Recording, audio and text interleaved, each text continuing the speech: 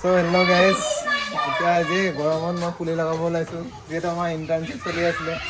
বাকী আজি বিদায়ো আছিলে, কি ক'ব আৰু দুখৰ বিষয়, আমাৰ এটেণ্ডেঞ্চটো লাগে, গতিকে এটেণ্ডেঞ্চ লাগে বুলি ক'লে মেমে এটেণ্ডেঞ্চ দিব আহিলোঁ। বাকী ইয়াত আহি পেলাই এতিয়া ক্লাছ কৰিবলগীয়া হ'ল। এইফালে হেৰিও আছে, আমি যাম বাৰু বিদায়লৈ যাম বাৰু, দাদাহঁতক বহুত মিছ কৰি আছোঁ। আমি যোৱালে ভাঙিবই বুজিছা, মাংস পোলা এপিচ খাই পেলাই গুচি আহিলেই হ'ল আৰু। গতিকে এয়াই আৰু, এইটো পুলিটো চাই লওক, পুলিটো লগাম এতিয়া। হয় তুমি অলপ জংঘল কাটি দিয়া, আমি অকলে লগাম নেকি জংঘল?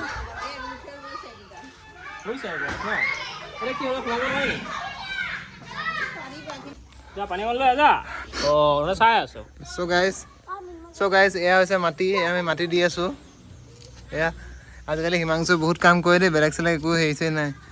চ' এয়া চা তেৰি মিট্টি মে ঘুল যাওঁ, গানটো গাই দেচোন পোৱালিহঁত, গান এটা গাই দে।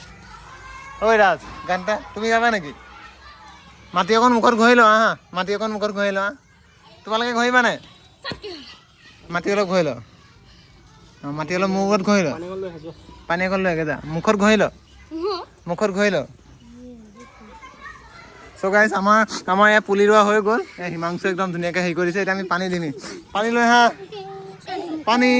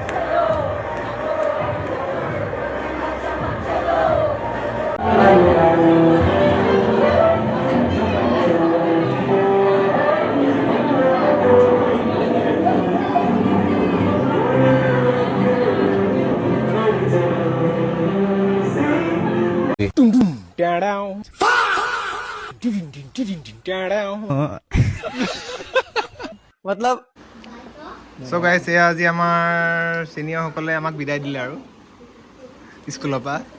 চ' আমাৰ ইণ্টাৰ্ণশ্বিপ খতম আৰু সেইকাৰণে আমি মাংস এটুকুৰ নহয় বাৰু, ধেৰ খালোঁ দেই। এয়া মই খাব পৰাকৈ নাই, এইটোকো দেখিছেনে আপোনালোকে? এটা বাইট লৈ লওক।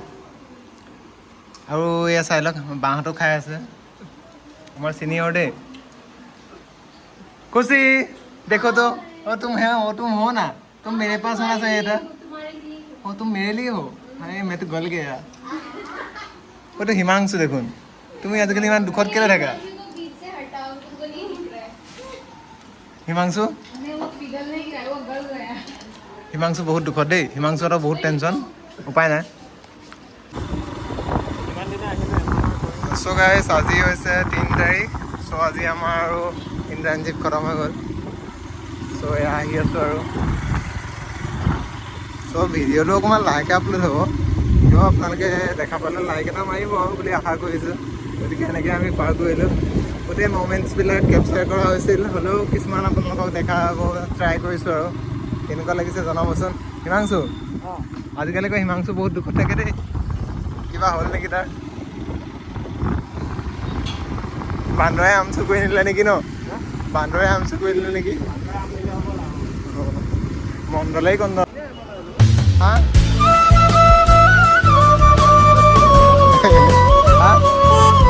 হেৰি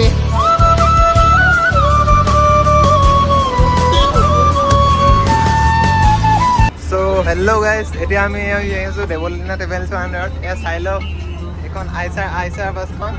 চ' অত্যন্ত কমফৰ্টেবল আৰু ইয়াতে AC চলি আছে।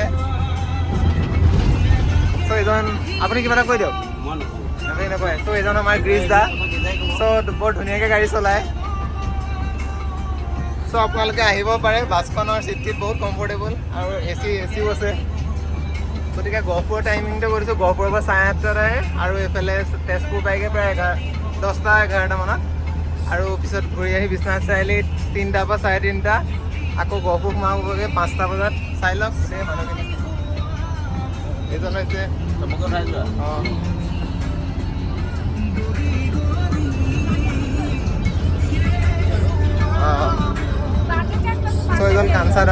হয় হাই এটা কওক কিবা এটা দেখাই দিওঁ দাদাই ক'ব নহয় গাড়ীৰ বিষয়ে কোৱা তুমি উঠি কেনেকুৱা পাইছা আপুনিজন গাড়ীখনত আহে যে আপুনি কিবা এটা কৈ দিয়ক আৰু